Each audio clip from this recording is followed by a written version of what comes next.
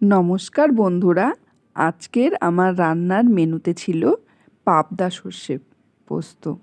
দেখো, তার জন্য আমি পাবদা মাছ নিয়েছি। পাবদা মাছের গায়ে হলুদ, নুন ভালো করে মাখিয়ে নেব। তার সঙ্গে আমি একটু সর্ষের তেলও মিশিয়েছি, দেখবে।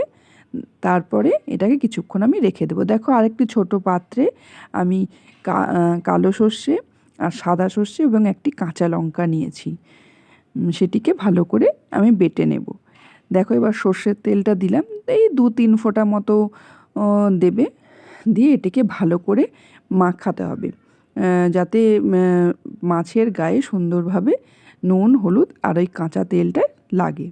দিয়ে এটা কিছুক্ষণ রেখে দিতে হবে। এবারে আমি একটা প্যানের মধ্যে দেখো তেল দিয়েছি।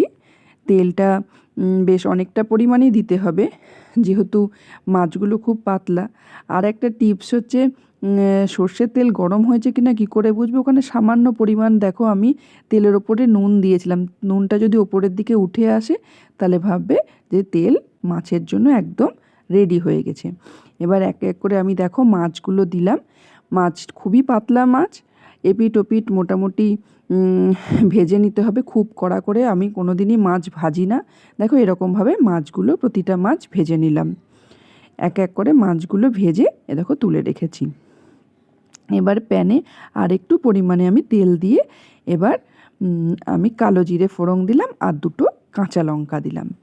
দেখো, কাঁচা লঙ্কার কালো জিরেটা একটু এদিক ওদিক হয়ে গেলে তারপরে আমি টমেটো কুচি দিলাম।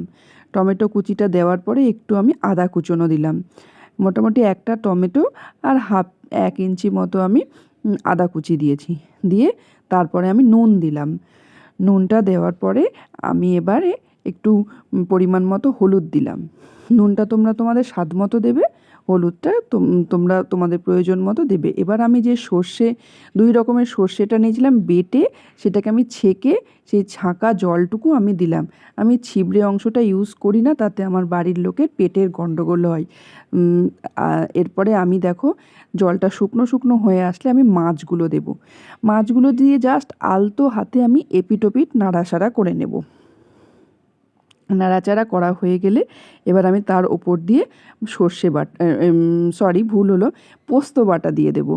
আমি সর্ষে বাটাটা জল আকারের করে দিয়েছি আর পোস্তটা দিলাম। এবার আমি অ্যাডজাস্ট করার জন্য স্বাদটাকে চিনি দিলাম আর ফ্লেভারের জন্য আমি একটি কাঁচা লঙ্কা দিয়ে কিছুক্ষণ ফুটতে দিলাম।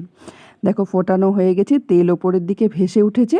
আমার মাছের সর্ষে পোস্ত পুরো রেডি।